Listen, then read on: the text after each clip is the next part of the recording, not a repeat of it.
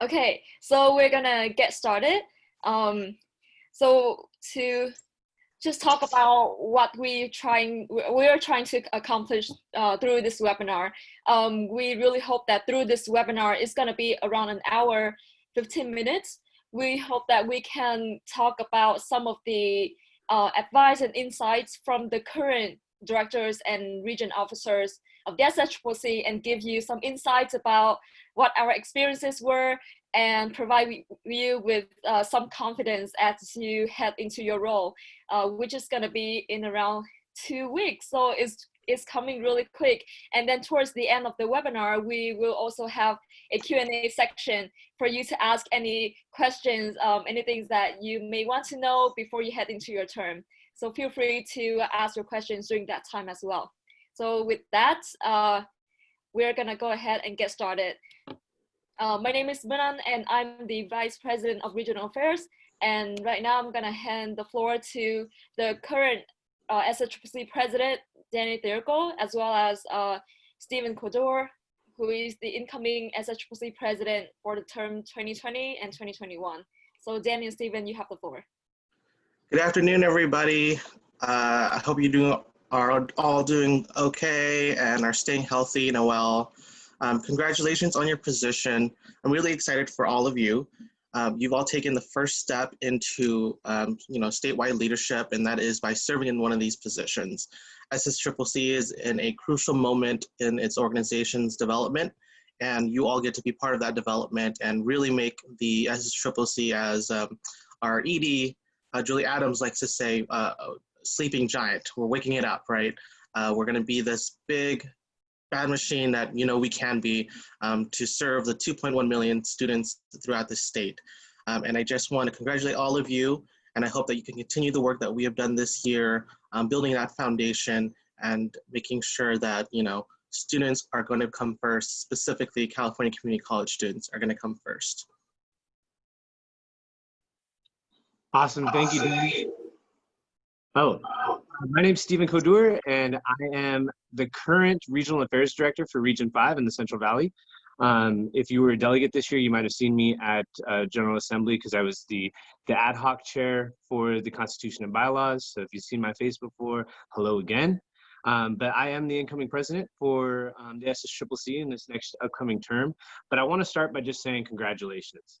I commend you on becoming a student leader. It takes an exceptional student to actually become a student leader, but it takes an extraordinary student to do it in a time of uncertainty, unrest, and just, we're living in a time where we don't know what's going on and we don't know how the school system is going to proceed. So I want to just commend you on your willingness to be a leader at this time.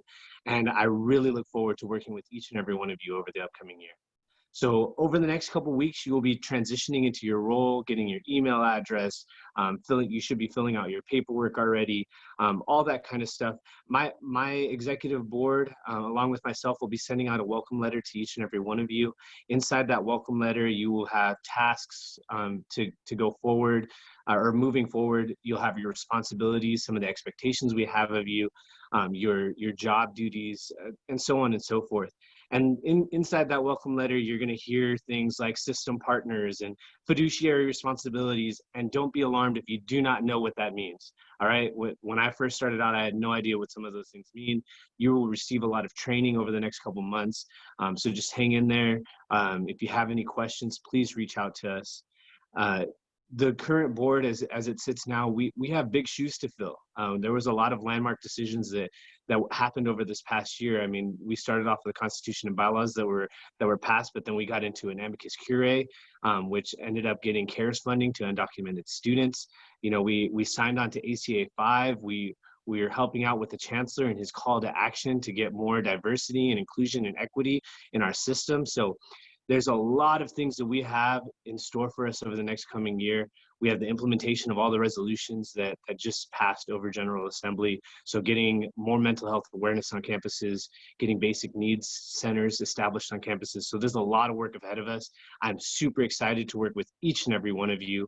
And once again, I just want to say congratulations. Please reach out to me if you have any questions, but I look forward to this upcoming year.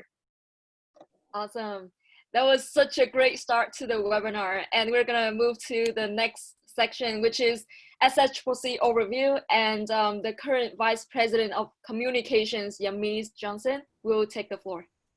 All right, thank you, Manon. Hello, everyone. So again, my name is Yamis Johnson. I'm the outgoing Vice President of Communications with SSCCC. And as Stefan said, like, this has been an amazing year. I have been with SSCCC for about 4 years, and throughout all of these 4 years, they've been very crucial to my life, especially this last year with all the work that we've been able to do and the people I've been able to meet who've actually wanted to help students and do something like this in the future. So as far as for SSCCC, most of you should know that we represent more than 2.1 million students who obviously are the most diverse students in the nation, and that we're structured in a upside down triangle with obviously the top of our triangle always being our 2.1 plus million students.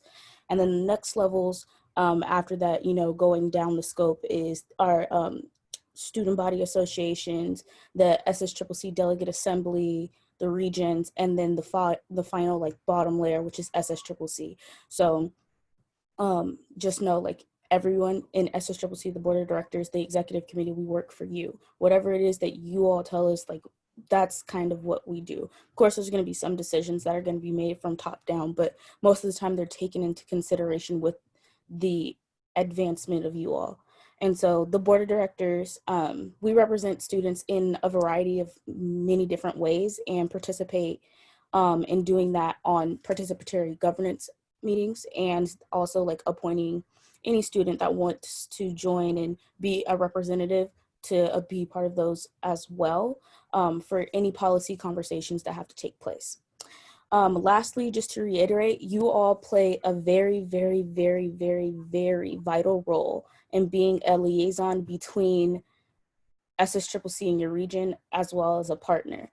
We're in this all together, especially now, and along in this with this webinar of giving you some training and things like that, that as Stefan has already said, the SSCCC Executive Committee for next year has begun a lot of training to ensure that you all are going to be equipped with the best tools possible in your regions to represent all of the students within the California Community College system. So congratulations on your new roles. I'm not going to be able to stay for the Q&A that's going to happen later today. I have to get ready and go to court. But if you guys need to ask me anything, my email is vpc@studentsenateccc.org. I'll have access to that email until 11:59 on June 30th. After that, if you still need to reach out to me, you know, just add me on the Facebook, Instagram, whatever is best for you. I'm going to answer anyone whenever. But again, congratulations. You've all done like amazing already. So thank you. Okay, thank you, Yamis. And the next part, so duties of region officers. So when you run for the positions in SSCCC, you might have known what are the job duties and expectations for your role before you run for those positions already. But we thought that we're gonna talk really briefly about the overview of the duties, just to like set the tone as you head into your positions. And here we have 5 current region officers that are really exceptional and are really passionate about their jobs, and we hope that they're gonna be able to give you that passion and energy as well. So the first person is gonna be Crystal Williams. She's the current Regional Affairs Director of Region 9. Alrighty, howdy y'all. As Minon said, my name is Crystal Williams. I'm currently serving as Regional Affairs Director for Region 9. So being a Regional Affairs Director, you are the manager and you're overseeing your region. Your task is you're chairing the regional delegate assembly meetings, you're chairing the regional executive meetings. Your job is to get delegate engagement up in your region, to get colleges active, to make sure colleges know what the SSCCC is and the steps in order to get them active. Also, you are the link between the SSCCC Board of Directors and the ASLs. So when you're at the regional meetings, you should let them know what the Board of Directors are doing, what happened at last month's meeting, what important decisions is coming up, and so on and so forth. on the flip side, on the board, you're also, along with the LAD, Legislative Affairs Director, you're serving as members of the Board of Directors. So from there, you're sitting on at least two committees, internal committees. You're ensuring that the SSCCC is going into the right direction in order to serve all students. So you have to be passionate, you have to be committed, and you have to be aware of what's going on at all times. That's it. Okay, thank you, Crystal. And then next up, we have Summerley, who is the current Vice Chair of Region 7. Thank you, Miyang. So as Miyang said, my name is Summerley and I'm Vice Chair of Region 7. So to start off, I would like to congratulate everyone on getting elected into these important leadership roles. You have shown the courage and dedication to the students. So the Vice Chair serves as the cushion to the Executive Board, meaning that we provide support to all the officers. So it is really, the Vice Chair is really important. One of the most important duties of the Vice Chair is to serve as RID when the RID becomes vacant, either temporarily to hold the elections or permanently. And we also have to make sure that the transition in duties to the newly elected RID is smooth. And we also provide support to the LAD in the sense that we help the LAD advocate for legislation through asking the regional delegates to support us. And also we work with the LAD in amending our own regional policies. The Vice Chair automatically serves as the chair of the policy committee. And in regard to the communication officers, we'll help the communication officer in contacting the inactive colleges through email, phone call, or social media to make sure that they will become active in the next in the next assembly meeting. And we can also help to ensure the quorum of the delegate assembly by contacting the regional delegates beforehand so we can meet quorum and everything can work smoothly. And if you have any question, I'll put my email in the chat and you can email me anytime. Thank you. Awesome, thank you, Summer. And next up, we have Tariq Azim, who is the current Legislative Affairs Director of Region 9. And Tariq is also gonna be the incoming Vice President of Regional Affairs for the term 2020-2021 at the beginning of the term. So Tariq, you have the floor. Thank you, and congratulations to everyone who got elected and is with us today. So as you know, in the SSCCC Constitution, legislative and policy advocacy is something that's in our, it's one of our pillars of what we do. And that work is mainly carried out through the Legislative Affairs Committee. And as a Legislative Affairs Director, you are responsible for the local legislative activity in your region, and you also serve as a representative on the statewide Legislative Affairs Committee. You also serve on the board of directors along with the regional affairs director, and you make decisions at this board that impacts the organization as a whole. So in this role, you're no longer serving your own region, but you're serving the entirety of the organization as a whole, and you're representing all of our students, not just your region's students in particular. And within your own region, you are also chairing your own legislative affairs committee. And this is where you will work with your region delegates and students in your region on issues pertaining to your region. And it's also where you plan out your activities in the region. And that means your legislative visits and whatever else activities you plan to empower and engage students in your region for legislative affairs. Awesome, thank you, Tariq. And the next role will be Treasurer. Tony Schiffmeyer, the current Treasurer of Region 2. And Tony will also be the incoming Vice President of Finance for this SSCCC. So Tony.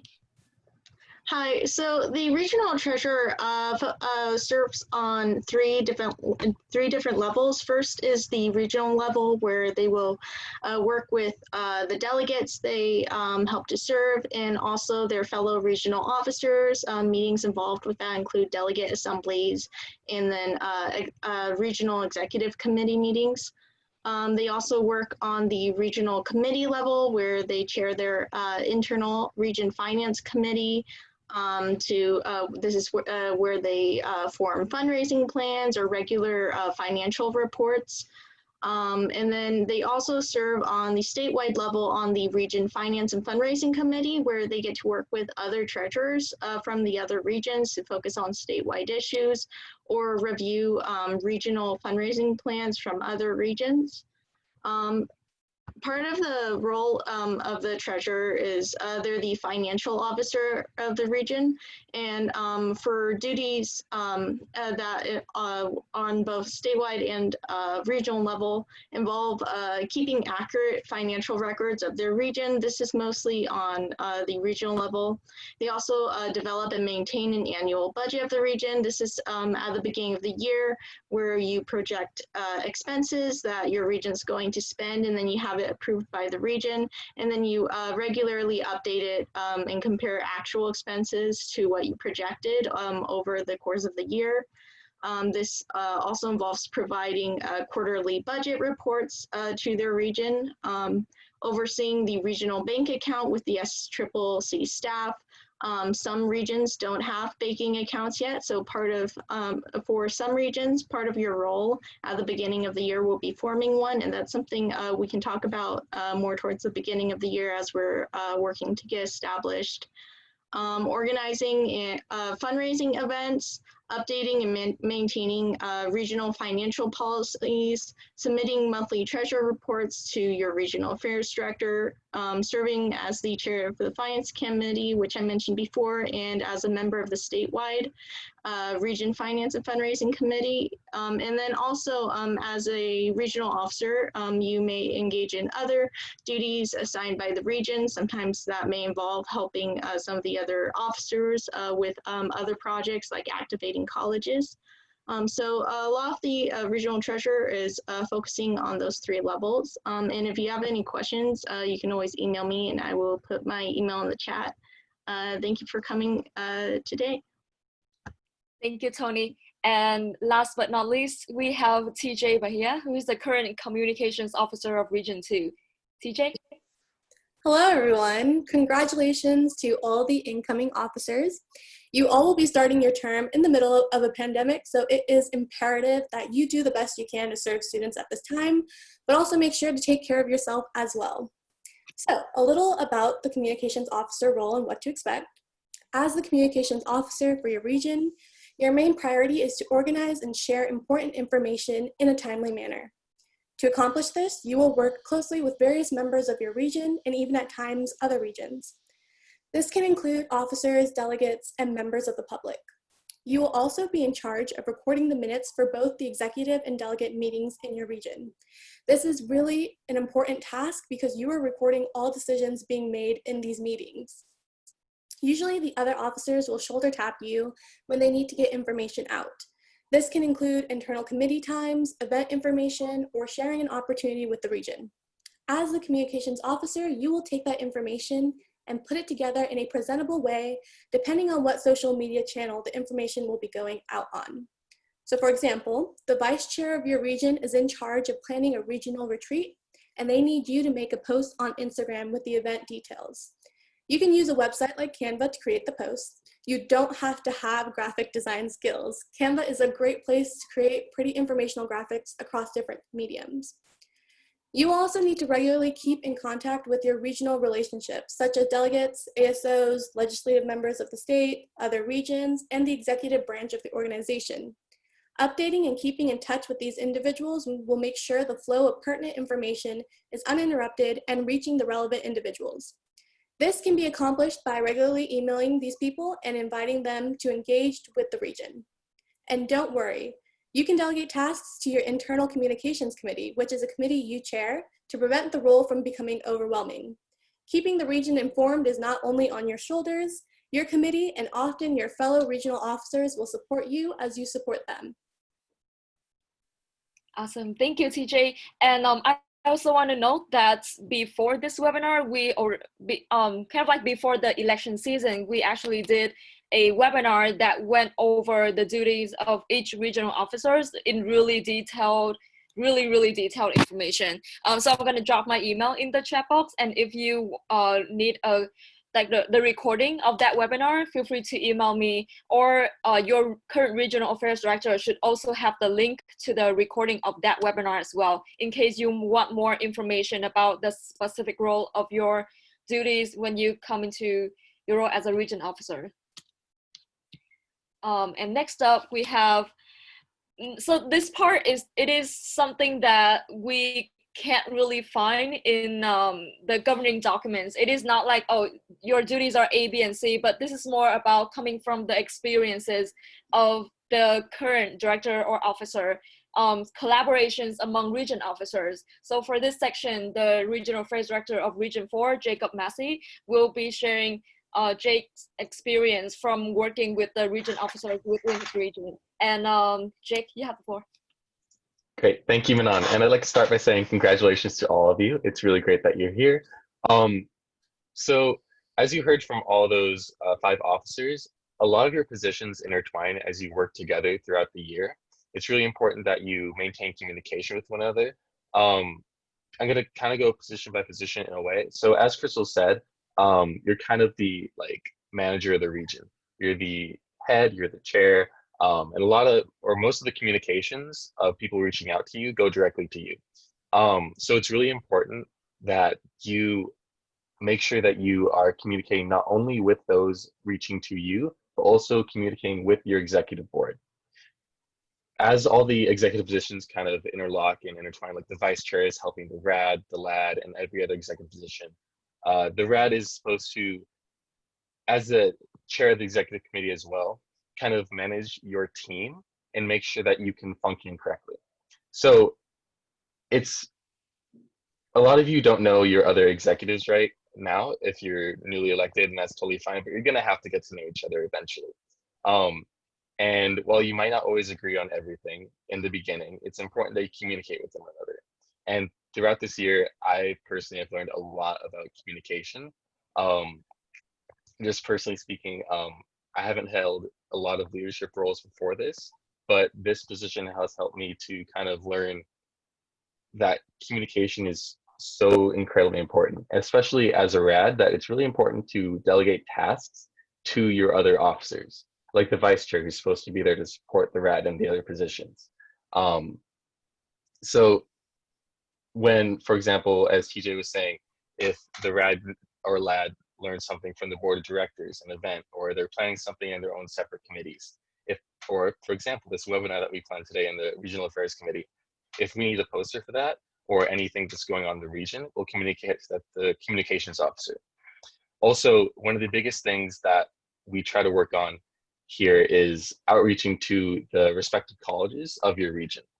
So just speaking from Region 4 experience, I started this year with 11 out of 13 active colleges, which is really good. I was excited to come into that. It was a real blessing, actually. But even for the first July meeting of the year, which the Regional Affairs Director or the Vice Chair, if you don't have a RAD, is going to have to chair, quorum is expected to be a little difficult that first month, which I learned as well. As a very new RAD, I didn't expect to come into this position. I was a LAD, and then I stepped up to the RAD position. And that's okay if you don't meet quorum. I want to say just relax, but also do your research and outreach to those delegates. If you can work with your with the current region officers who are going to be leaving their term on June 30th, to kind of figure out who the next delegates are going to be, it's going to really help you out.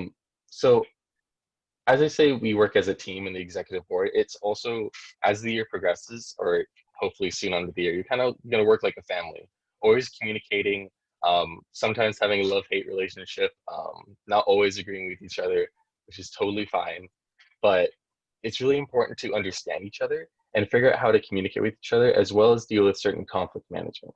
Hopefully there won't be too much conflict among your executive board, as hopefully the regions will kind of have a cohesive idea of what everything's going to be like. So it's important to not take things personally, do your due diligence, and remember that you're serving the students as a team. Always the delegates have the power. We're serving them, and they're serving the students as the kind of communication to their students at their student government. But it's just important to remember to do your work and do it well. And this kind of leads me to my final point. As I was saying, if you don't have a RAD, the vice chair or whoever is next in line is going to have to chair your meeting. So if you don't have all the executive positions filled in your region, don't worry. Region 4, we have a wonderful new vice chair coming in, and we have a wonderful lad. But that's only 2 out of the 5 positions that are filled. And that's totally okay. I would hope that the current executives are doing their best to train you all for the future. And those positions might not be filled for a few months. They might be filled in July, which is usually a fairly inactive month just because it's the beginning of the term, people are getting to the positions, and that's totally fine. It might not happen to August, September. Don't freak out. You'll always have support systems, your respective vice presidents, the state executive board, as well as your old executives in the region, the officers. Just keep in contact with them and stay positive, because it's a long journey, but it's really important that you communicate with each other and work together to get the work done. Again, just outreach, do your best, communicate, and make it the best year you can as a team. That's it. Thank you. Thank you so much, Jake. The next part is working with board officers and staff. So when it says board officers, it means the officers serving at the statewide level, like the president, vice president regional affairs, vice president legislative affairs, vice president communications, and vice president of finance, and the staff member. So Tariq Azim will be talking during this section. All right. Yes, and like I mentioned before, the RADs and LADs sit on the board directors, and on that board directors, it's also composed of the 6 executives, the president, and the 5 VPs. And together, these officers work almost always have communication with each other just through internal committee work. But regional officers will also be working directly with board officers and with staff as needed through, as I mentioned, committee work. It's important to maintain a positive relationship with whoever you're working with to ensure that there is transparency and there is comfort in conducting your work. If you have any questions or concerns, don't feel afraid to reach out and ask for clarification, ask for assistance. It's important to maintain this environment when you are at your meetings because, as I mentioned, these meetings are where you're going to be discussing items and doing work for our organization on behalf of all of our students. So it's important that you're paying attention and you're contributing to the work that we're doing. And when you are at these meetings, it's important to speak up, ask questions, and address any concerns that you have on decisions being made. And outside of a meeting, it's important to maintain this communication with board officers because the board officers, they tend to oversee the work that you and the rest of your committee will be doing. Overall, communication is key. It's really important. And if you need advice, utilize your board officers or our staff, our executive director, because your input is crucial and your board officers do want you to succeed. So while it is important to hold each other accountable, it's also important to hold yourself accountable for your actions. Thank you, Tariq. And the next section is working with delegates, and Crystal will be taking this section. All right, y'all. So working with delegates is the most important part of being involved with the SSCCC. So contrary to popular belief, like y'all may think like, oh boy, regional level is y'all time to shine, but it's not about the executives at the regional level. Like honestly, it's all about the delegates. How can you get the delegates engaged and hyped up for using their voices to make a change? So delegates are the power behind the region. So as executives, and probably at first, for this first few months, y'all will be kind of putting most of the work into the region. So you'll be the ones coming up with line items, talking points. Maybe if y'all gonna do an event, y'all might be like the heavy hitters for that, which is fine, which is to be expected. But throughout the year, your goal is to make sure your region is a delegate-ran region. So like the regional affairs director, like you're overlooking the region, but you're not in control of the region. The delegates are in control of the region. So it's so important. The hardest part is to get delegate engagement, to get people engaged and involved and using their voices. That's the hardest part. But once you get it, you're good. And the more engagement you have, the more that that everyone's jobs of being regional affairs director, like LAD, treasurer, and all that, y'all will kind of take a step back because the delegates will be shining through you, if that makes sense. So it's so important, especially now, to make sure, get your colleges active. Make sure they know what the SSCCC is. Make sure the delegates know like why they're here in these meetings. Because sometimes, like one of our delegates in our region walked into the ASO office and they're like, "Hey, you're going to be the delegate for our college at this meeting." She knew nothing about SSCCC Region 9 or anything. She just walked into this position. And sometimes that happens, which is fine. But it's your job to make sure they understand like, why are you here? What's the point of coming to these meetings? Because you have to make sure your delegates know how important their voices are. You want them to get hyped about being involved, and you want them to be excited. Like, yes, I know why I'm here, and like you want them to come toward you like, "Hey, chair, I want this on the agenda for next week," or "Hey, chair, let's talk about these events. Let's collaboration." Like you want them to be excited and start pushing through ideas, because that's when you know like when they're excited about being involved, then they're gonna take that back to their ASO, and hopefully they can get them excited about being involved. It shouldn't just be a one and done deal. Like, no. You want everyone, their delegates, the ASO, you want everyone to know that their voice matters. There's an organization out there that can help them achieve that. So, in total, just again, communication is so key, super key, especially in these first 3 months. So if like you have your first regional meeting, maybe it's not that many delegates there, okay, that's fine. Relax. But go out there, start calling people. Be like, "Hey, have you heard about SSCCC and region A, B, and C?" Start reaching out, have town halls. Just again, you have to try your best to get people involved and engaged. Like it's the hardest part.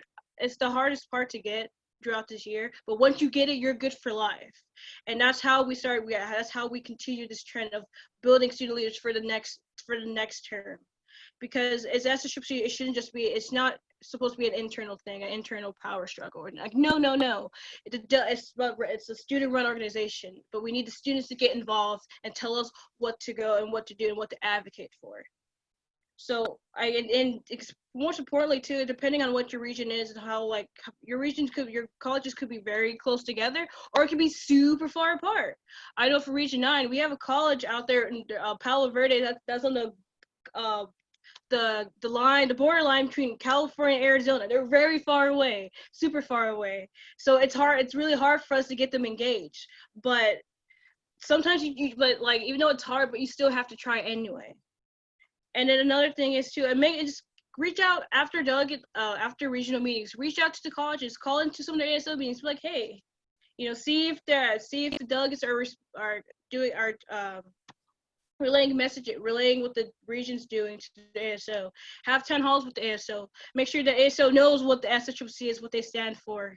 Because again, we want everyone to be engaged. Because the more people that's engaged, the more that's how the organization will move forward, and that's how we'll start making bigger changes. And that's how that's just how passion starts building. You have to be passionate in what you're doing. Your goal is to make sure they're passionate in what they're doing. And that's it. Yeah, say it louder for the people at the back. Yes. That was really good. And the next section is transition between one term to the next. We have Andrew Nickens, who is the current Legislative Affairs Director of Region 2, and Andrew is also the incoming Vice President of Legislative Affairs for the term 2020-2021. So Andrew, you have the floor. Thank you very much. First of all, congratulations again to all of you stepping up and stepping into this role. I'd like to just talk about the process of transitioning. Transitioning is key to conserving institutional memory. That is, retaining the knowledge, best practices, and ideas that make the previous person successful, and is something that you can continue to build on within your region. It is also important to identify areas which might need improving. Altogether, without a smooth and comprehensive transition, you or your successor may be left trying to figure things out on their own and lead to you and your region being less effective from the outset. It's important to divide between two kinds of transition. first yours into your new position, and eventually your successor in their new position. When transitioning into your role, you should be attending the remainder of the region's meetings to gather insights, observe the operation of the region, and the dynamic between your region's officers. As you approach the beginning of your term, however, you should reach out to the prior officer and set up a meeting, or maybe more meetings, to comprehensively review their role, job description, and just generally what they do. Don't just stay in the abstract or bird's eye view when discussing the role. You'll be working on the small details, so you should cover the small details. Topics such as how to navigate and use the Google Drive, making, posting, and disseminating agendas, sharing meetings, and taking minutes. Remember that these conversations don't have to end as soon as you start your role too. We strongly believe in servant leadership inside and outside this organization. Even if someone is necessarily no longer with the SSCCC, I'm confident in saying that most of us will be willing to do as much as we can to help. Also remember that it is solely not incumbent on you to transition into your new position. The regional officer should be initiating this process. This especially makes sense when we realize that it's hard to ask questions about things we don't yet know about. This brings us to your duty to facilitate the transition of your successor. Just as you should reach out to the previous officer to learn about your role, you should work with your successor to ensure that they are ready to hit the ground running when they take over. Come to the table with a detailed explanation of what they'll be doing and how to do it. And although this webinar is for regional officers, please encourage your delegates to take part in a similar transition process. Very often, we're only as effective as we have delegates who are engaged. And lastly, good luck in your new role, and thank you so much for listening. Thank you, Andrew. And that was actually the wrap to the sort of like presentation section of our webinar. And right now we're gonna head to the next section, which is advice and insights from the 2019-2020 region officers.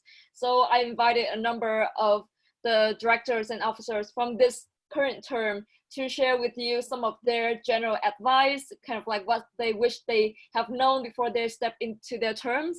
And we have a number of officers, so I'm gonna say your name and then you can share your advice. So each person will share around like 2 to 3 minutes. And the first person is gonna be Jake Massey, the RAD of Region 4. Great, thank you. So one of the biggest things that I've come to learn being in this role is time management. I kind of shared this when I was going through with my new executives in the region a few nights ago. But when I first started my term, I had a Google Calendar. I was on top of it. I was writing down all my meetings coming up. And then I just kind of fell into this rhythm where I learned about, just kind of got used to all the meetings coming up. So I will say, if you are a person who procrastinates a lot like me, it's really important to kind of get on top of things. Don't let things go to the last minute.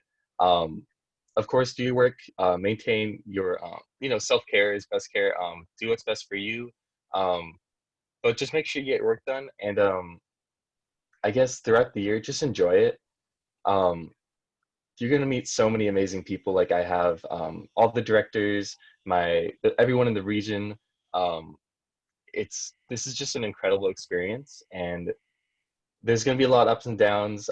You might become a little discouraged at times with all the work that comes in, maybe like 3 meetings a day. It's a lot, but enjoy it. This is an unforgettable experience, and I wouldn't trade it for the world. And I've made long-lasting friends that I hope I can just, continue to speak with and be friends with. And yeah, just enjoy it, really. Just if it gets stressful, breathe, take a step back, and then get right back into it. I wouldn't trade this for the world. Oh, I really love that advice. I really, really, really feel the same sentiment, like how you said. Really good advice. And the next person is going to be Crystal, the RAD of Region 9. All right. So as Jake said earlier, self-care is the best care. So this position, being involved, it's a lot of work, right? It's a lot of work, it's commitment. Sometimes you might get stressed out, but that's okay. But just make sure you take care of yourself. Like sometimes what I do, because I lose focus like very quickly. So like if it's like 8 o'clock at night and I'm done my work, I'm like, you know what? I'm gonna cut it here. I'm gonna go to sleep, do what I gotta do, play some video games, and tomorrow I'll pick it back up. So, just make sure you get enough sleep and water. If you get stressed out, always talk to somebody. Let somebody know what's going on.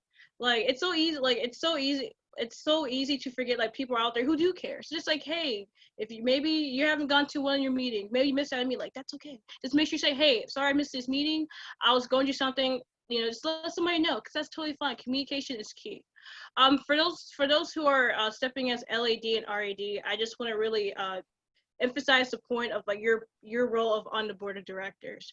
On this, something that took me a while to learn is how important your voice is. And this actually goes for anyone here. Anyone, your voice is important, and like and it's something that you have to work yourself up with. Because like I talk a lot, but in terms of like I'm not really a confrontational person, so I usually I stay quiet.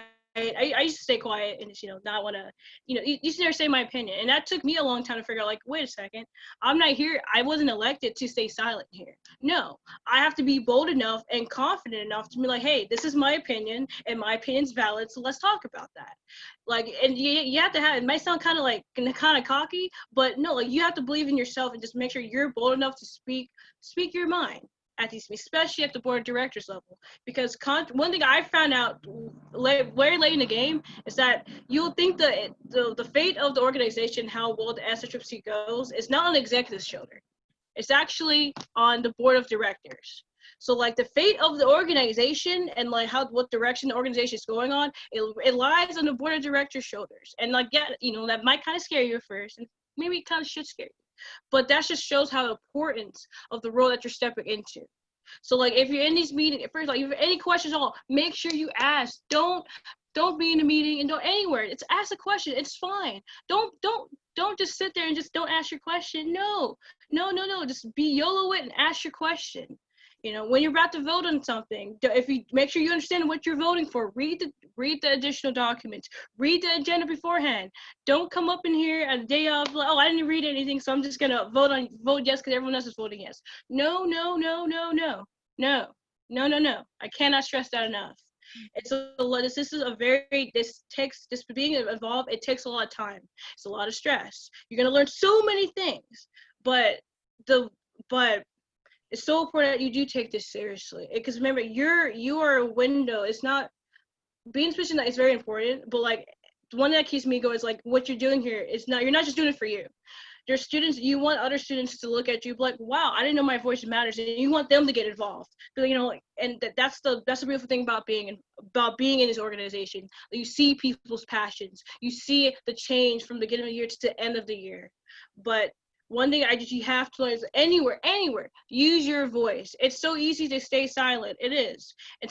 But if you feel some sort of way or something's going on and you don't agree with it, you stand up and say what's right. One term that I found this year that works for me is like if you see something or it's like if you see somebody's acting up, sometimes you just gotta snatch them up.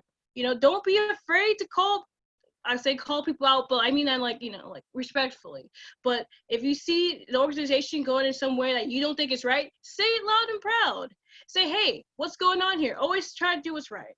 And but other than that, again, self-care is the best care. Take care of yourselves. And if it gets to the point where you're getting stressed out, rely on your officers, rely on your fellow board of directors member, rely on your family. Just don't neglect yourself with this position, because you come first before this position. You are yourself, you are a human being, and you matter. Don't sacrifice your sleep, don't sacrifice your health for this position. And that's it. Thank you. Love every single thing that you said. That was excellent.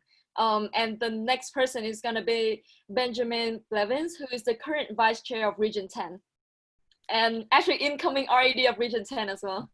Hi, everybody. I would also like to say congratulations to all of the newly elected officers. You are coming in the midst of a pandemic. This is not how it's usually supposed to be, but it is how it is now. And congratulations and welcome. there is going to be a point, I know you might not see it now, but there's going to be a point where you will be overstressed and you will overdo yourself, and you need to just take a step back and evaluate what you're doing and make sure that everyone has said, take time for yourself, and that could not be more important. You know, you cannot be the best leader you are if you are not giving yourself that time. And you, as a vice chair, something that I would have liked to know coming into the role is we are a community, we are a family.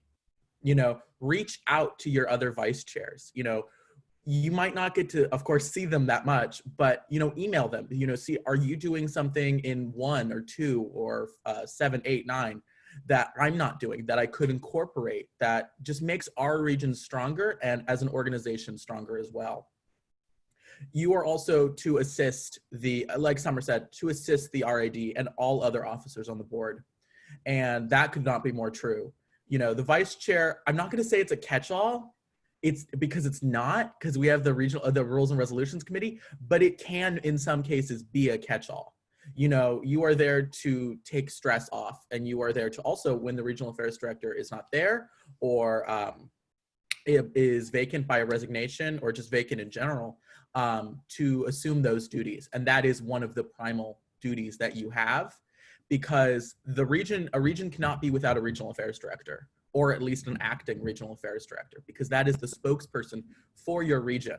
So know that the vice chair is a very, very important role, just like every other role in your executive board. Also, your executive board meetings are very important to understand what other officers in your region are going through and how you can help them and how everyone can help each other. And like Crystal said, decisions are not made through the executive board of your region. They are made through the delegates. Those are the liaisons between your colleges and you. You know, as much as we would like to be on all campuses all the time, we can't, but they are. So they take those ideas from their campuses and transfer them to you. And then that way you can go to your board of directors meetings or to your executive board meetings and share those ideas and make sure that change is happening at the state level and at the regional level and even at the local municipalities level. So wherever you go and wherever you are in a position, you are very, very important to the structure of the SSCCC and how we function as an organization and how we can greater advocate for students across the state. So congratulations. Thank you for taking the mantle of leadership, and always you're free to reach out to anyone, I'm sure, here, and me, of course. And thank you so much. Awesome. Thank you, Ben. And the next person is going to be Chen Sun Gan, who is the current Legislative Affairs Director of Region 7. So Gan, you have the floor.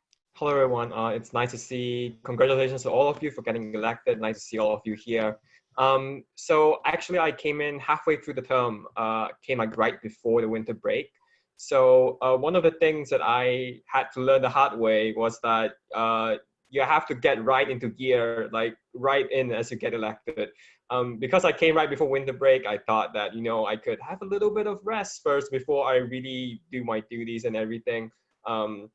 And especially speaking as a legislative affairs director, when you need to actually build relationships with your local legislators, that takes quite a bit of time. And as I thought, you know, I was getting the gear, I was building relationships and things. COVID happened, and you know, that kind of struck me that I did not have the full time, the potential to actually fulfill my duties.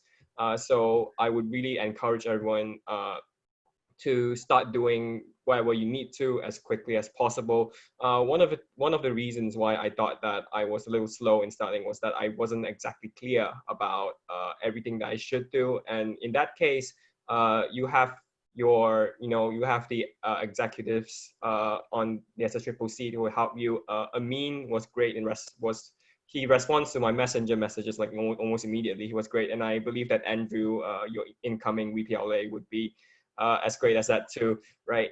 And other than that, I would say that there was a mistake that I committed for, like in the beginning of my term, is that if you are an LAD or an RAD, you're sitting on the board of directors, you are representing not just a region, but the whole 2.1 million students in the whole SSCCC system. So many times you may find that the interests of the whole student body may not exactly be the same as the interests of your region, and that conflict may make you, may motivate you to in a sense represent your region. So although you are there to provide diversity of opinion, you are there to provide tell about the problems that your region has. At the end of the day, as a director, you are representing the whole 2.1 million students, and that is how you should be voting. That is how you should be representing. And that is all I have for today. So congratulations, everyone. Thank you, Gan. And the next person is Brianna Dell, who is the current Legislative Affairs Director of Region 10. So Brianna? Brianna, you're muted.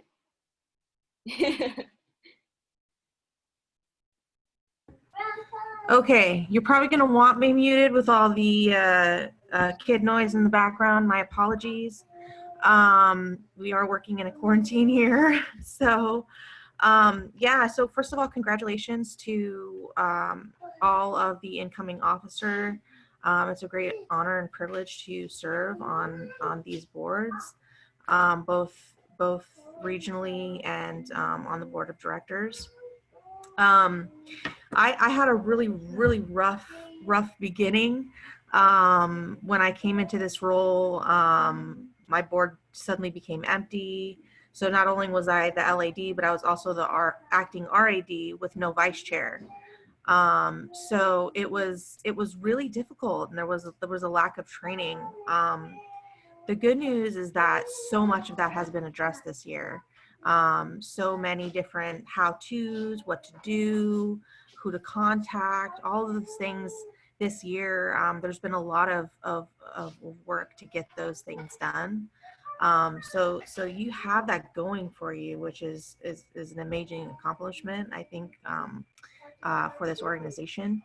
So a couple things that I would just say is that, the first thing is you want to build relationships with your executive board and your delegates, familiarize yourself with their duties, to see how you can both help each other. Delegation is a skill.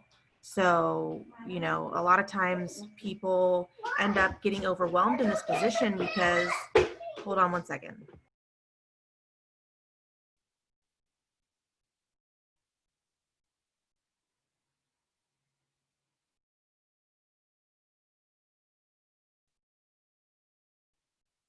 Sorry, toddler meltdown.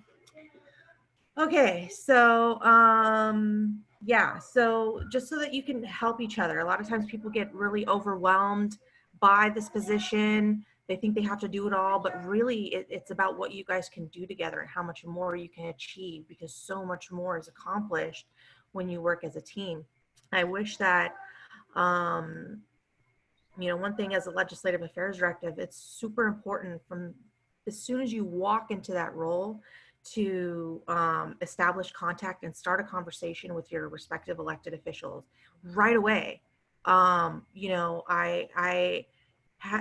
felt I had so much going on, and our region had so much changes going on, that I didn't get a chance to do that appropriately. And it would have been to my region and my fellow students' benefit to have been able to do that. So familiarize yourself with all the resolutions. There's a lot of good ones that came out this year. There's a lot of good ones that are still out there, and it's our job to get those so that we see them out. So I would just say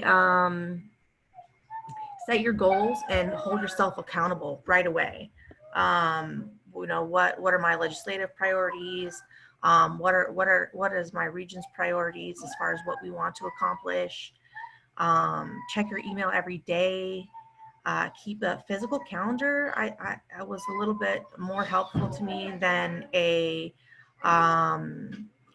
Google Calendar. That's because I do what is called my Sunday Power Hour.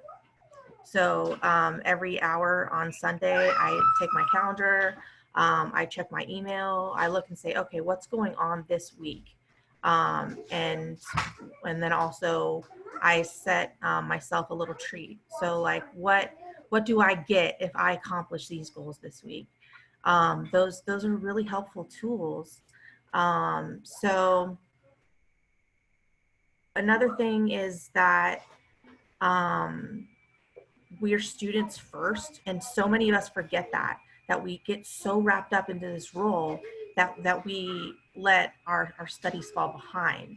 And you know, we can't actually be in this role and serve in this role if we're not students. So we've got to keep our GPAs up and make sure that we're focusing towards what our goal is, which is graduation. So just leave this position fulfilled and be able to clearly see what your successes were when you leave. I would say would be my biggest pointers.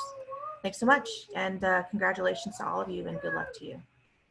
Thank you, Brianna. I thought that was really comprehensive. That was some really comprehensive advice.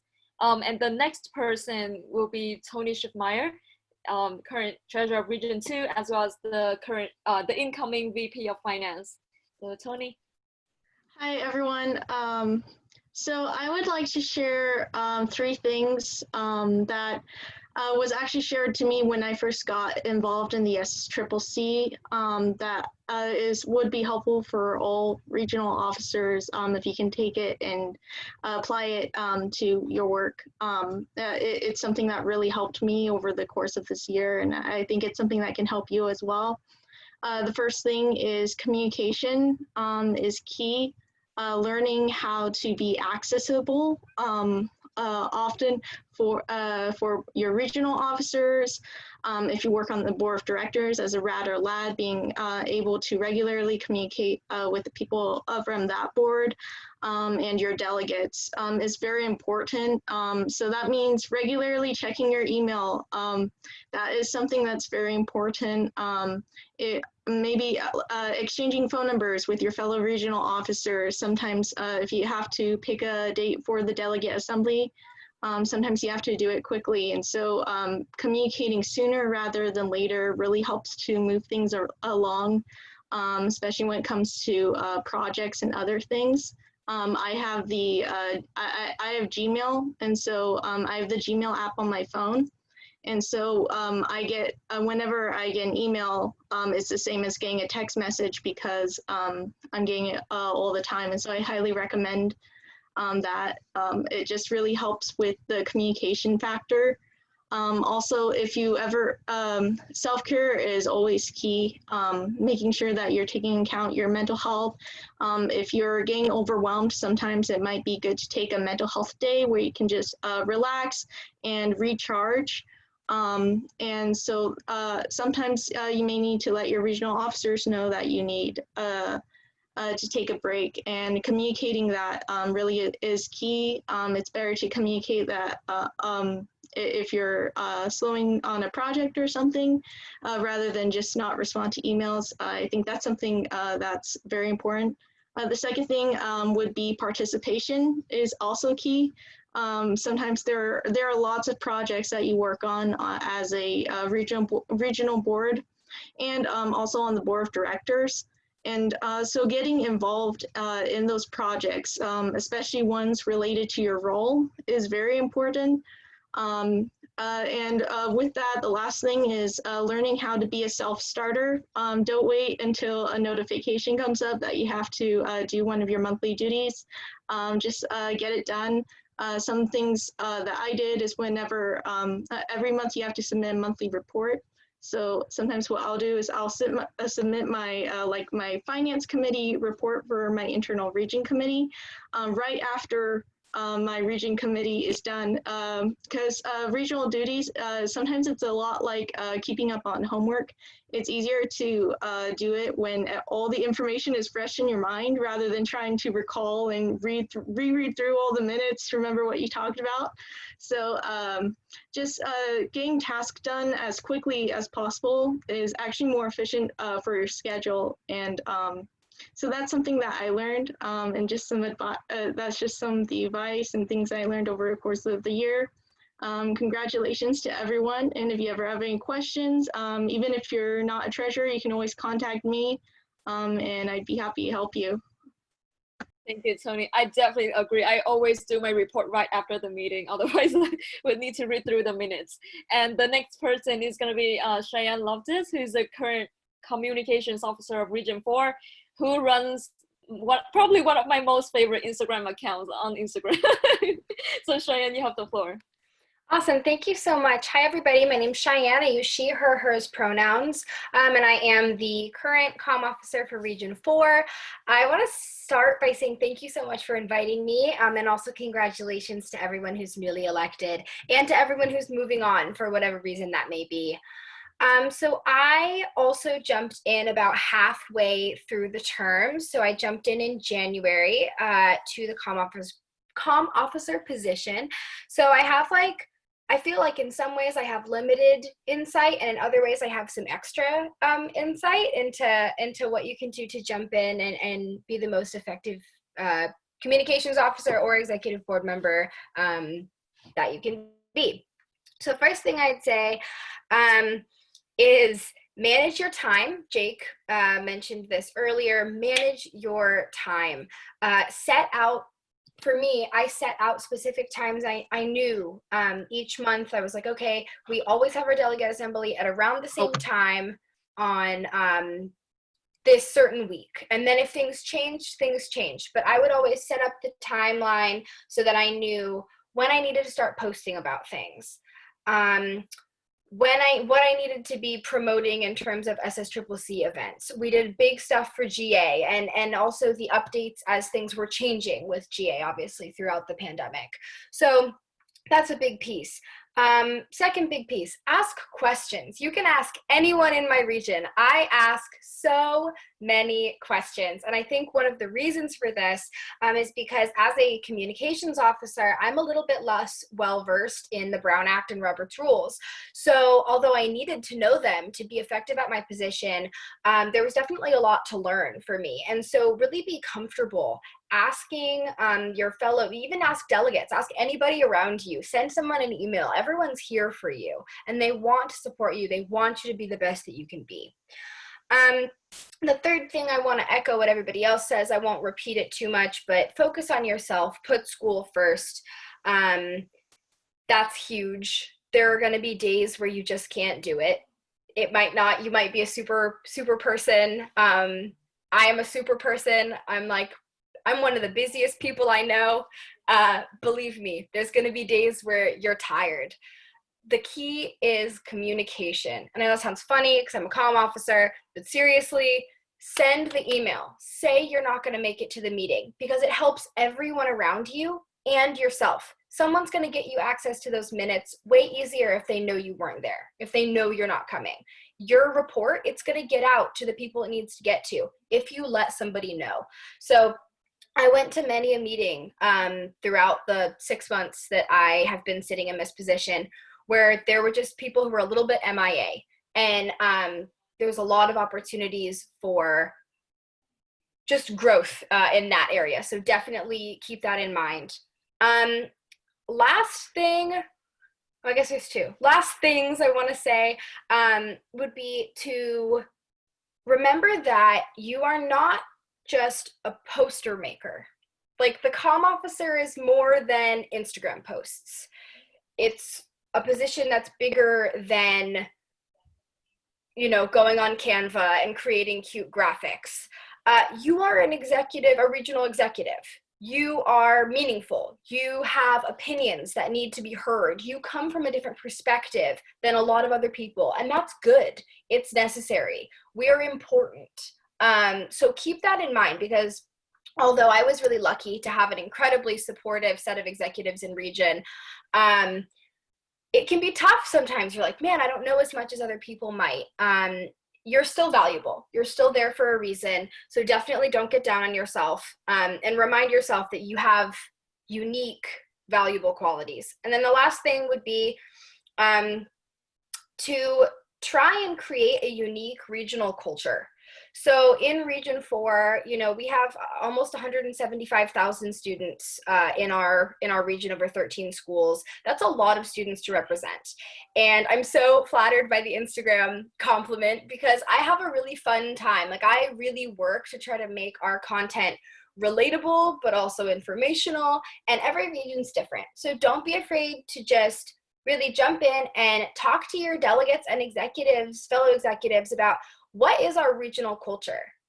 What do we want to put out as our face of Region 4? Like, what is that? What is that to us? And then stick with it, because every region's different, and that's what makes us so special. Yeah, so aside from that, I'm always here for you. Please, please, please let me know if you need any help, any support. Again, my name's Cheyenne, she, her. You can reach out to me at the Region 4 Instagram. You can reach out to me on my personal. I'll also put my email in the chat box. So yeah, thank you so, so much for having me. Awesome, thank you, Cheyenne. And last but not least, we have Claudia Duran, who is another amazing communications officer, and Claudia is from Region 10. So Claudia? Thank you, Ming. And again, I think everyone's already heard it by now, but I have to throw it out there again. Congratulations if you've just recently been elected, and happy Juneteenth also. I'm looking through who's here. I'm trying to see if anyone has if there are any names I don't recognize, because I'm guessing you're new. So I see Emma, I see John, I see Evan, I see Jasmine, Catherine, Max. I know he was in the chat earlier. So I'm speaking directly to you, as I'm sure everybody else is, you know, familiar with the role and such. I really took great pride in being a communications officer. I had such a blast. I'm an older student, or non-traditional student, I guess would be the word. So I worked in marketing previously to this. And so everything I brought to the role was stuff that I know works in the private sector. It's stuff that I know businesses actually use. So it's stuff that I know will help a nonprofit like the one that we have here at the SSCCC. So I kind of wrote down some 5 things, very practical advice. I think Cheyenne and TJ mentioned already using Canva and, you know, being communicative and things like that. So a couple things that we used in Region 10 that I'm really proud of, and that really helped take our page to the next level. I'm talking about our Instagram specifically. Make sure you include more faces and videos. Remember that Instagram is a business. They're really, the way they make their money, or the way they stay in business, is by keeping people on their platform as long as possible. So if you're able to produce content that keeps people there for more than just, you know, a 2-second meme, Instagram's really going to help you get on the feeds, you know, like the recommended feed, and that's going to help expand your reach, which in turn can help you reach students. So if you can produce video is really good at keeping people there. You know, Region 4 does a lot of takeovers, which is good. It keeps people on the platform. Or you can also rely on IGTV. I would recommend using Instagram, since IGTV forces you to be on Instagram, and with YouTube, you can just swipe it to the corner and then do something else. So it's really a matter of understanding your audience there.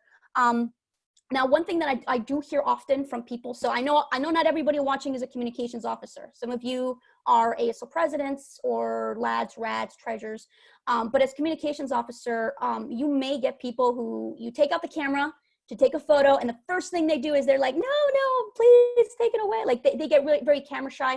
That's understandable, but please remind them they are elected officials. They are public figures. They have a duty to their constituency to make themselves available.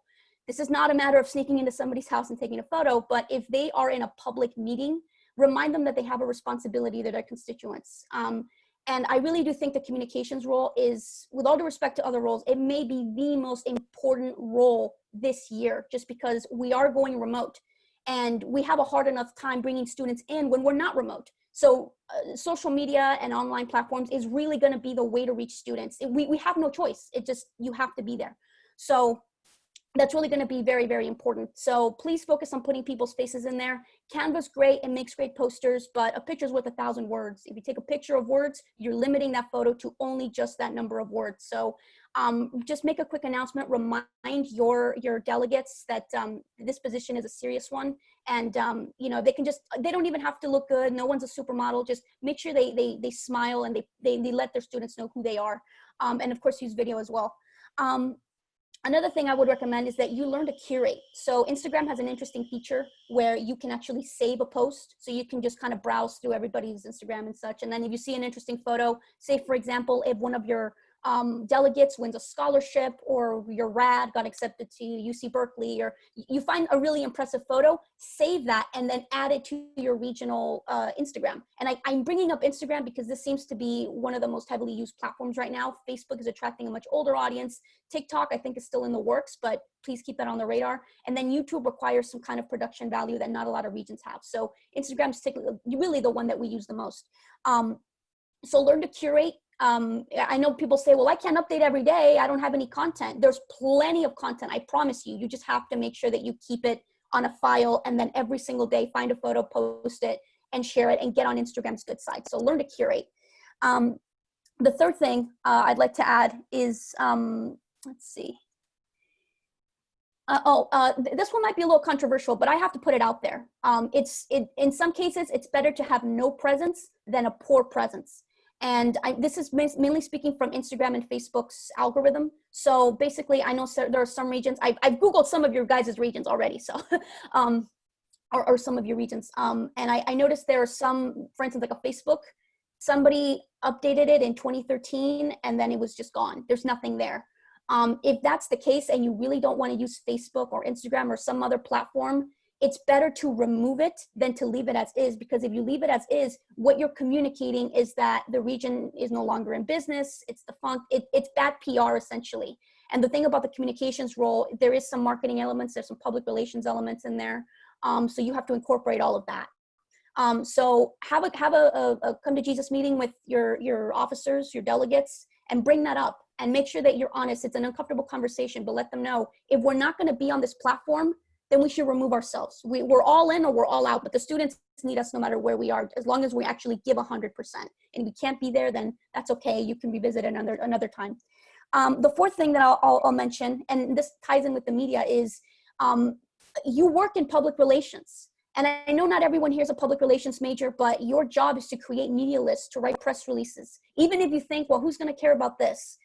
That's not up to you to decide. That's up to the journalists and the editors, the editor-in-chief or the editors-in-chief of the particular publication. So it doesn't take long to just Google PR or press release template and just put one together. If any of your delegates win a special scholarship, if they got accepted to a competitive university, if they saved the kitten from a tree, anything, that's good PR.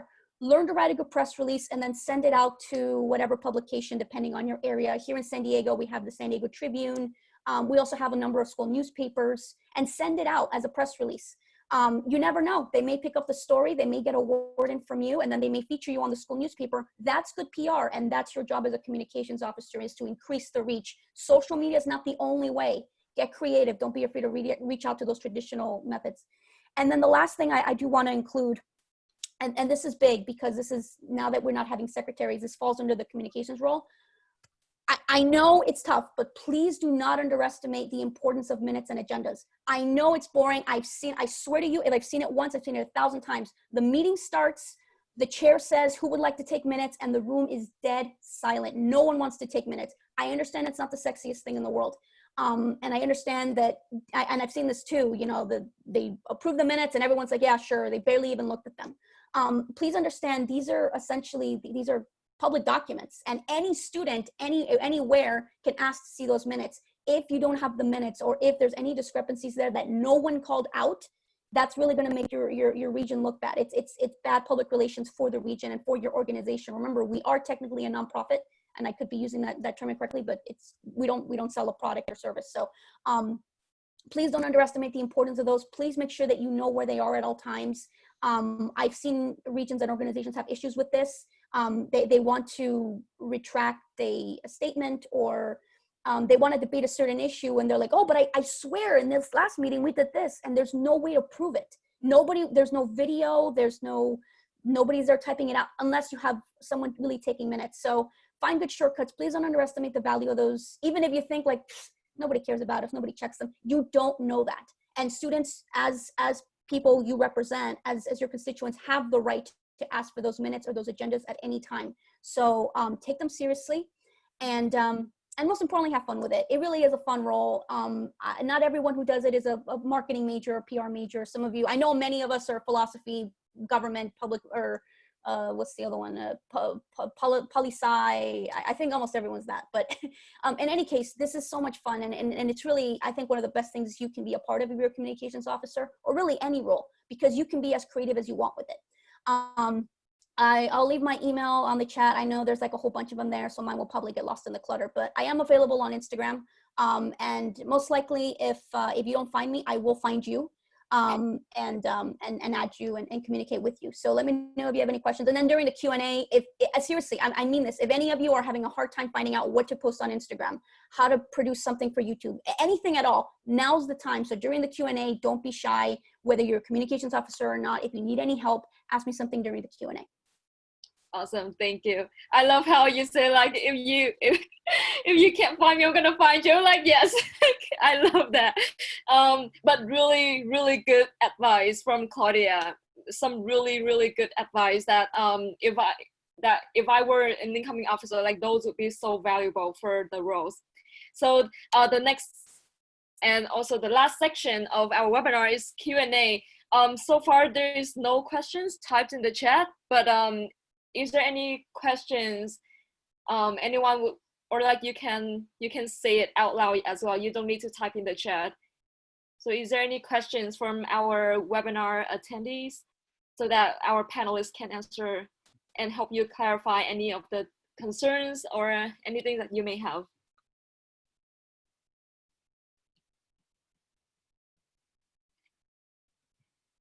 I thought what the panelists covered was so comprehensive, and feel like we hit all the spots. But if probably like in 30 seconds or a minute, if no one has any questions, please feel free to reach out to any of us. We left our emails in the chat box, and we would be more than happy to help you answer the questions that you have.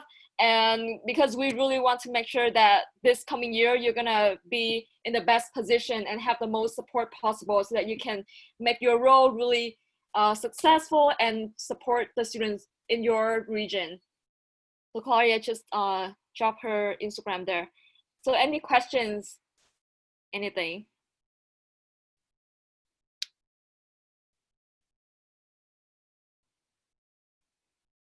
So we have Emma. Emma's question is, did any of the executive officers ever encounter an issue where you weren't able to meet quorum, or you just wanted more delegates to come to your meetings? If you did, how do you recommend me to best address this? So I guess I'm gonna see like who would be, okay, Crystal, go ahead. Oh, I like that question. So honestly, for this, I'm assuming you're talking about for your regional meetings. So likely this year, like Region 9, we haven't had too many instances of like we had the council meeting because we didn't meet quorum.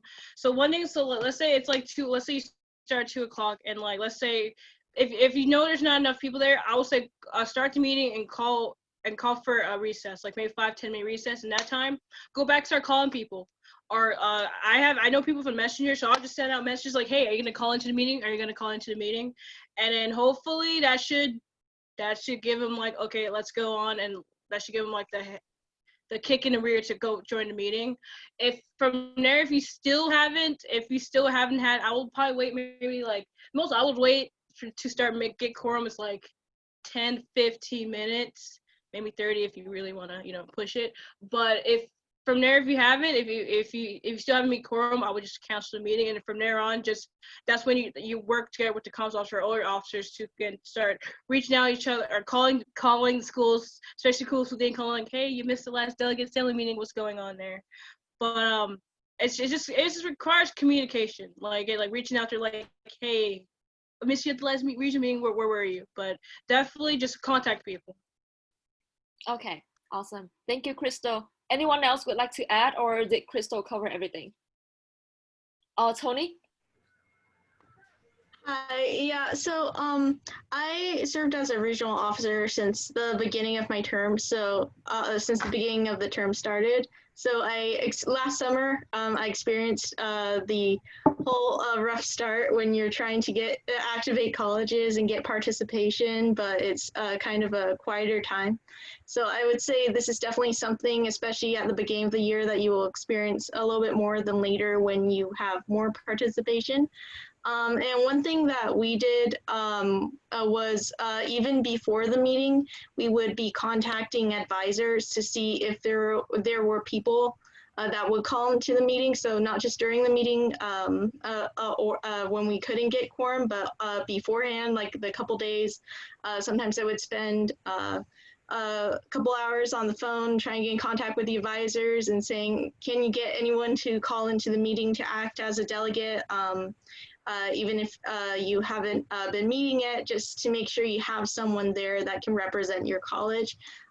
So that's something that really helped. It also helps you to build relationships with your delegates. So they're more likely to call in if you're calling in. Sometimes people just need a reminder. Sometimes they forget that the delegate assembly happened and you just have to call and remind them, and they'll call on. So that's something that's helpful. Yeah, and just communication, that's something, it's a lot of work, but it's worth it when you can get quorum. Sending out reminders always helps, and so. Yeah, awesome. Thank you, Tony. And the next question is, well, yes. I just really wanted to quickly just say something else on that, if you don't mind. Yeah, go ahead, Brianna, go ahead. So I just want to say, if you're having this problem meeting quorum, for example, in all of our subcommittees, we really have a problem meeting quorum. Don't get frustrated. I've caught myself losing my mind over this, you know, because you just feel like, wow, nobody cares. But just know that you care, and that you know that you were there, and I found it. I was able to get more participation when I came out and was like, you know, hey, what can I do to help? You know, let's be accountability partners. You know, you want me to call you 5 minutes before the meeting starts?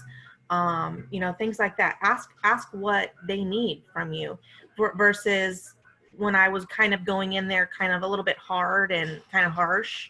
You know, basically saying missing the meeting is unacceptable, which is also true.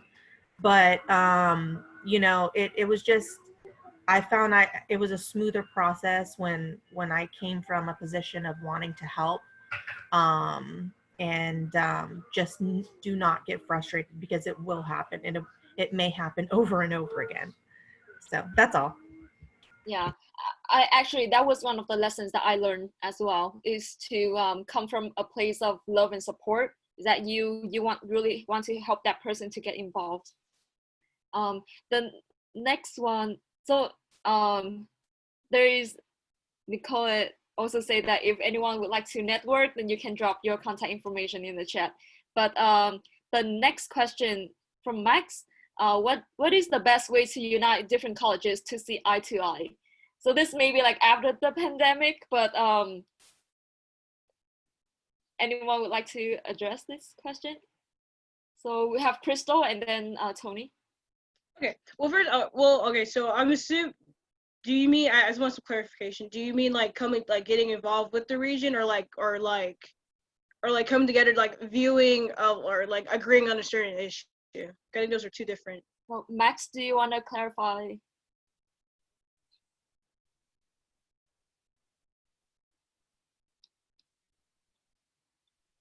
Max, are you on the line?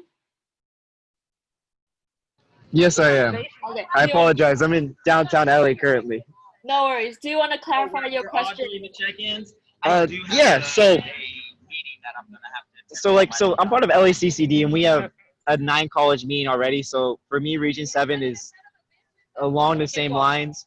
Do you guys have any, I don't know if you guys answered this before, but any like tips or tricks to where you guys were able to unite colleges who had a disagreement on priorities and come to a common ground? Do you have any tips on how you can help colleges kind of see eye to eye on different viewpoints and different situations that might occur? Ooh, that's Okay, kind of so that's now that we get, I think we understood the question in a different way. Okay, so now that we understand the question. honestly. Okay, so I haven't Region 9, we haven't had anything to do with that. We haven't had any experience with that, but it's good for me. I think the best thing is just continuously like just conversations, right? Like the one thing that we like, even on the board of directors level, like, you know, like everyone has different opinions, right? And sometimes you gotta like not fight people for your opinions, but you gotta stand up for what you believe in, and you know, and say your opinion. So people might not agree with that. So I think just making it a safe environment where delegates can come together and express those different opinions, and maybe facilitating the conversation that in a way like it's not attacking the person's attacking the ideas or criticizing the ideas, and then just initiate that safe space. And this is, to me, I think that's one of the processes to doing that too. Like I think, and also keep having those conversations. It's hard, like it's hard. It's very hard to change people's minds. It's depending on different topics, right? You know, because like if you believe in something, you believe in something, and it takes a lot to it takes a lot to change that. But as long as you try to get to facilitating safe conversations and make people make sure like they're comfortable, like, hey, it's okay, like say what you got to say respectfully, and then just go on from there. To me, that'll be a nice start. But I mean, I think just a lot of people know like it's okay to have different opinions. It's okay to have different views. Like, but I think it's like make sure people don't like get scared for that. But just along the way they facilitate it in a way where it's like it's respectful, and it's not like, oh well, it's not like, well, forget you, I'm not being involved in this region more because y'all saw, like, no, we don't want that. But just again, safe space, and then to continue that conversation. And maybe if it's like about a specific issue, maybe y'all can do a town hall about that and have more students come in to join the conversation, so like they can understand the other point of view, and the other people can stand the point of view. But I think that might be a process, but that's just I think the way that Crystal answered is really well, because we can't avoid differences in opinions, and sometimes it is good to have different perspectives on the same issue so that we can reach to a conclusion that works the best for everyone. And so that is why when it is really important for the regional officers to come in and be those folks who facilitate and who create that environment where people feel like, well, like they are heard and they are supported, and cultivate an environment where we agree to disagree, but then at the same time try to elevate each other's voices, because at the end of the day, our shared common goals is to elevate the voices of the student and to provide the benefits for the students in our system. But Cheyenne, do you want to add something? Yeah, I'd love to add something really quick. So Region 4, we didn't have any of that, but our region is big.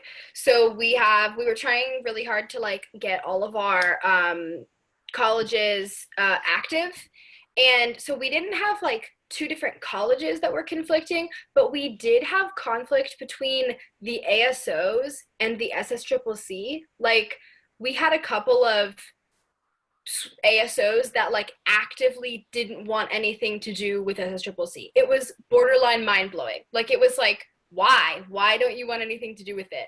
And our main angle that worked for us, we now have a 100% active region, was to physically send executive members like to go to the ASO meetings at those schools and like talk or send delegates, depending on like, because our region is really big, where physically the schools are, and like have them ask questions and really like get to know the conflict and get to understand the conflict. Because usually when there's one person reporting from one place and one person reporting from another place, it gets a little disjointed and it can be hard to understand what's at the core of that disagreement.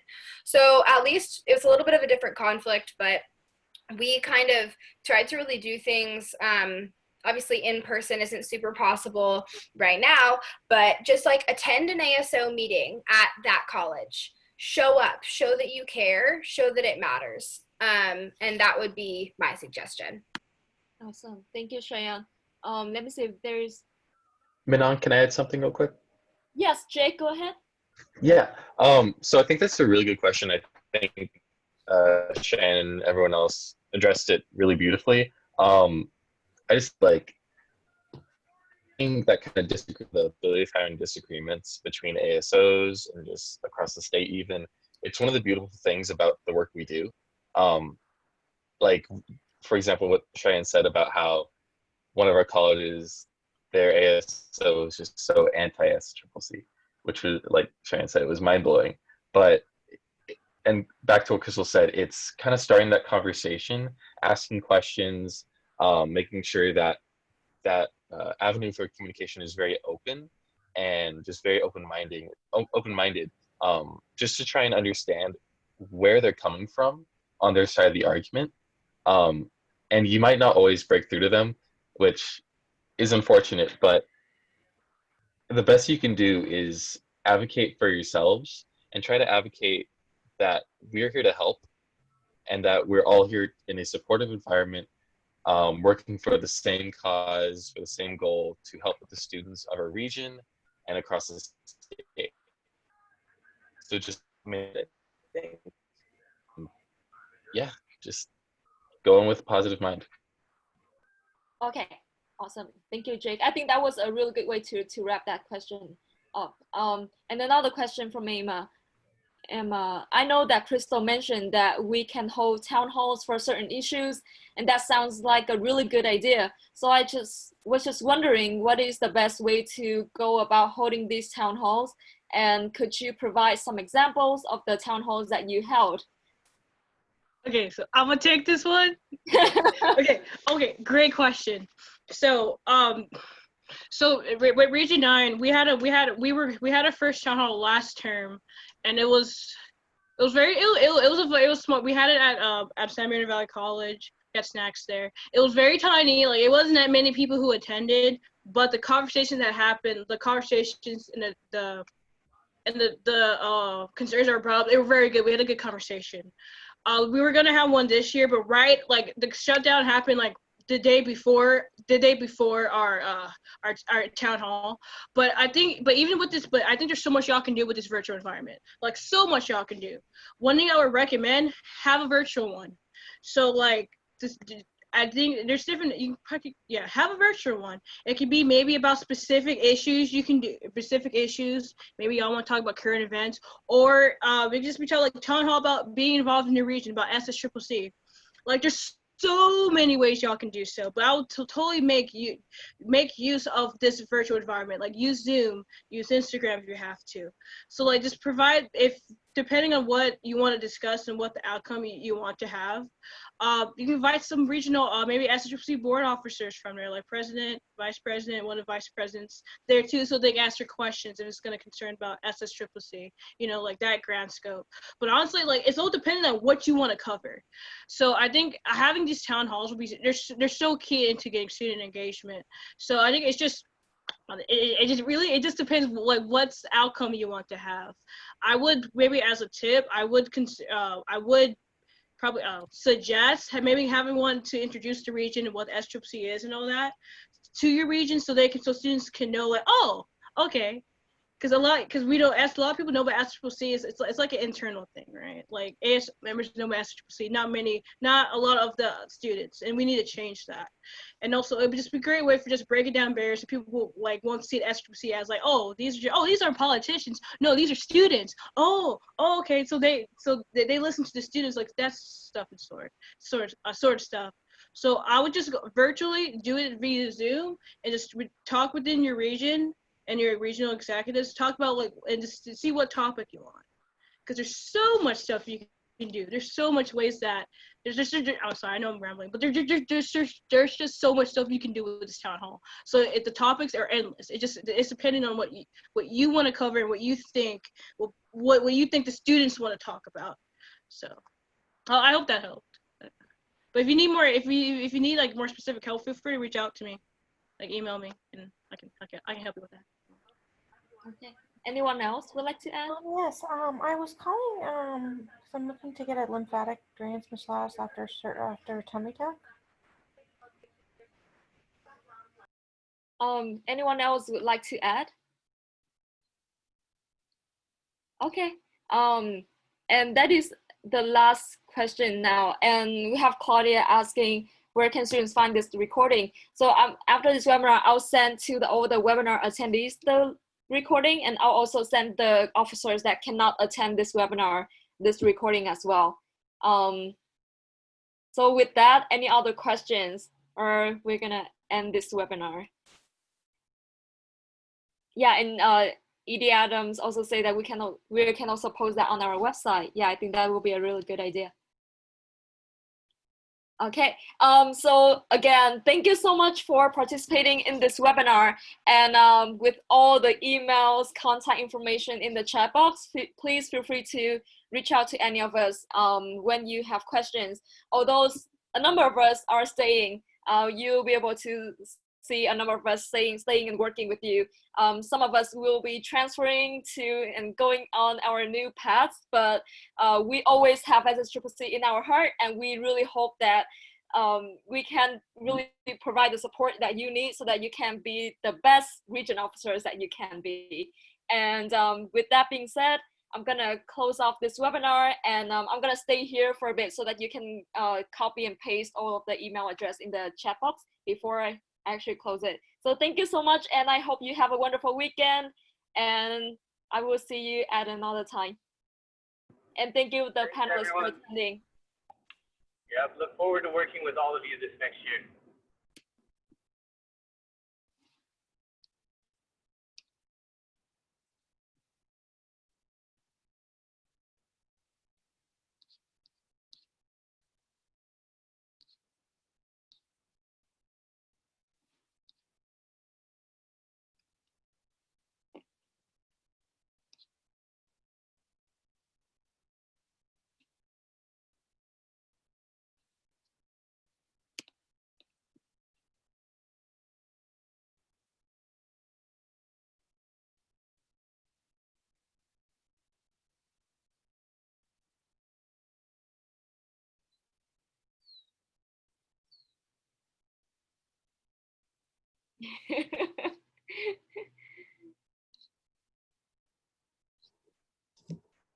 Alright, I kind of feel called out because I low-key don't even do half the things that Claudia and Cheyenne mentioned.